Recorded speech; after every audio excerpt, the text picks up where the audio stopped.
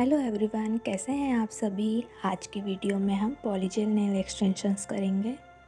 तो वीडियो पसंद आए तो चैनल को सब्सक्राइब करें, वीडियो को लाइक करें और कमेंट में बताएं नेक्स्ट आप किस तरह के नेल टॉपिक पर वीडियो देखना चाहेंगे।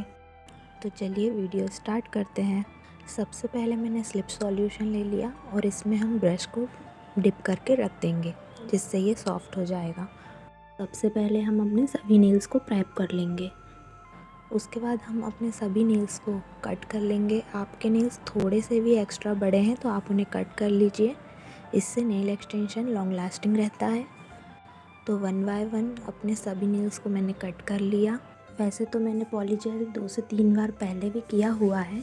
इसका रिज़ल्ट बहुत ज़्यादा अच्छा है और आप केयरफुली अगर इसे रखें तो ये 20 to 25 days as it is आपके नेल्स पर रहते हैं। वैसे फ्रेंड्स, ये वीडियो 7 to 8 मिनट का है, लेकिन मुझे ये नेल्स करने में प्रॉपर 2 आवर्स लग गए थे। ओके, तो आप लोग भी इससे धीरे धीरे ही करिएगा तो आपका भी फर्स्ट टाइम में भी बहुत अच्छा रिज़ल्ट आ जाएगा। बस आपको इसमें 2 से 3 टिप्स याद रखनी है कि आपको नेल को बफ़ करते टाइम थोड़ा सा केयरफुली करना है और बेस कोट लगाना बहुत इम्पोर्टेंट है। आप लोग बहुत स्लो करिएगा वरना इससे कट भी लग जाता है। सभी नेल्स को फाइल करने के बाद हम क्यूटिकल पुशर की हेल्प से क्यूटिकल्स को पुश कर लेंगे।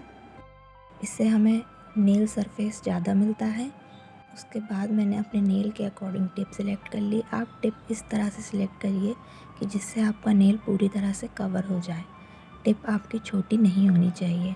इस तरह से मैंने अपने सभी नेल्स के लिए सबसे पहले टिप सिलेक्ट कर ली। उसके बाद हम सभी नेल्स को बफ़ कर लेंगे। हमें सिर्फ नेल की शाइन रिमूव करनी है, इसलिए आप ओवर बफ़ ना करें ताकि हमें एक ड्राई सरफेस मिल पाए। अगर आप अपने नेल्स को अच्छी तरह से प्रेप करेंगे तो किसी भी तरह का नेल एक्सटेंशंस बहुत ज़्यादा लॉन्ग टाइम तक रहता है। साथ ही साथ हमें नेल्स की केयर भी करनी पड़ती है, क्योंकि जब हमें रियल नेल्स की इतनी केयर करनी पड़ती है तो ये तो फिर आर्टिफिशियल ही हैं। चलिए, मैंने अपने सभी नेल्स को बफ़ कर लिया। अब मैं नेल पॉलिश रिमूवर की हेल्प से, ये acetone free nail polish remover है, इससे मैं अपने सभी नेल्स की डस्ट को क्लीन कर लूँगी। अच्छे से क्लीन कर लेंगे क्योंकि इसके बाद हम बेस कोड अप्लाई करेंगे तो उससे पहले किसी भी तरह की कोई डस्ट नहीं होना चाहिए। तो मैंने अपने सभी नेल्स को अच्छी तरह से क्लीन कर लिया। अब मैं इस पर बेस कोड अप्लाई करूँगी।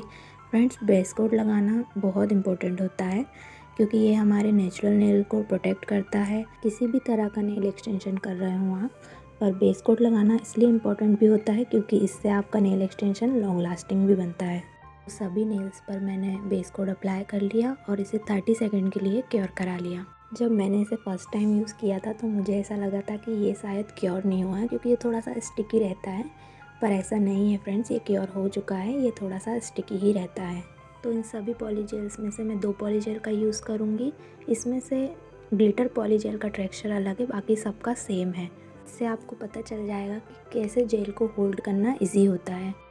तो देखिए, ये ब्रश को डिप करने से ये कितना सॉफ्ट हो गया है और इस तरह का मैंने एक टिश्यू ले लिया है जिससे जेल ज़्यादा हो जाए तो हम इस पर क्लीन कर सकें। टिप पर हम पॉलीजेल को लेंगे। इसका रिज़ल्ट थोड़ा सा लिक्विडी है। ये ऐसा लगता है जैसे कि अपने आप में ही बह जा रहा हो, तो इसे स्प्रेड करने में थोड़ा सा डिफ़िकल्टी होती है।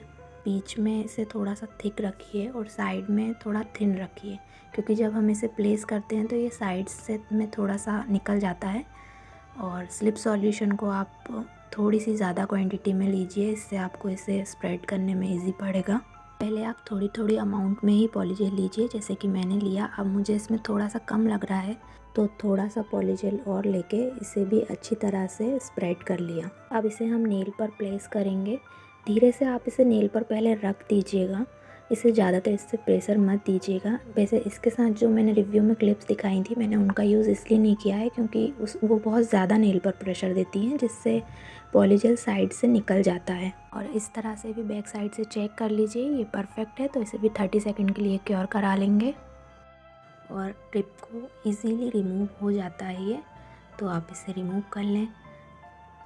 अगर आपकी टिप रिमूव नहीं हो रही है, इसका मतलब वो अच्छे से क्योर नहीं हुई है, तो आप उसे कुछ टाइम और क्योर कर लें। मैंने इसे तुरंत ही बफ़ कर लिया क्योंकि ये मुझे बहुत ज़्यादा लॉन्ग लग रहा था और मुझे अपने राइट हैंड में नेल्स नहीं पसंद है, तो ये मुझे बहुत ज़्यादा लॉन्ग लग रहा था, तो मैंने इसे बफ़ कर लिया। मैं आपको एक फिंगर में और करके दिखाती हूँ। मैंने फ्रेंड्स अभी फिंगर में इसलिए नहीं दिखाया क्योंकि वीडियो बहुत ज़्यादा लॉन्ग हो जाता है और फिर लॉन्ग वीडियो आप लोग देखते नहीं हैं।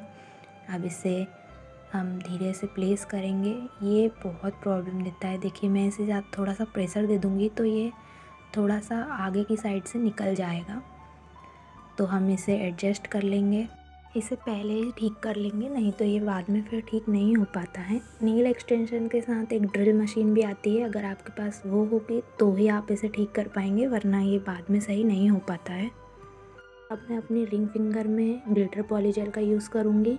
इसका रिज़ल्ट बहुत अच्छा है फ्रेंड्स, ये बहुत इजीली स्प्रेड हो जाता है। थोड़े से थिक जेल को स्प्रेड करना, मैनेज करना बहुत इजी होता है फ्रेंड्स। इसमें स्लिप सॉल्यूशन भी बहुत कम लगता है और ये बहुत आसानी से टिप पर स्प्रेड हो जाता है।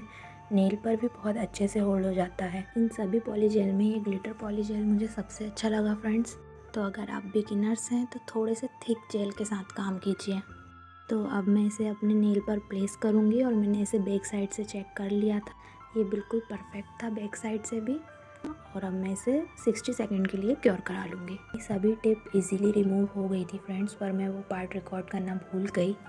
अब हम सभी नेल्स को फिर से क्लीन कर लेंगे क्योंकि ये हल्का सा स्टिकी लगता है, तो हम सभी नेल्स को अच्छी तरह से क्लीन कर लेंगे और फिर नॉर्मल नेल कटर की हेल्प से इन्हें कट कर लेंगे।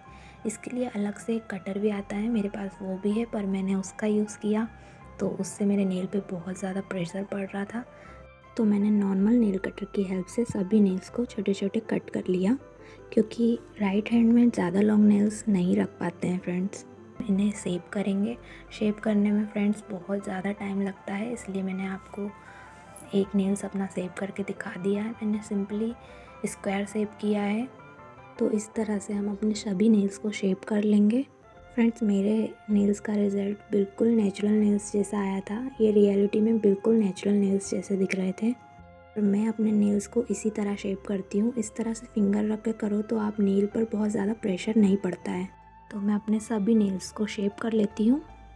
तो अब मैंने सभी नेल्स को शेप करके इन्हें एक बार फिर से क्लीन कर लिया, जिससे सारी डस्ट चली जाए। और उसके बाद मुझे अपने लेफ़्ट हैंड से आर्ट करते नहीं बन रहा था, तो मैंने सिंपली फ्रेंच नेल्स कर लिए। मैंने ये डिज़ाइन नॉर्मल नेल पॉलिश की हेल्प से क्रिएट किया है। और अब हम इस पर यूवी टॉप कोट लगाकर इसे क्योर करा लेंगे 30 सेकंड के लिए।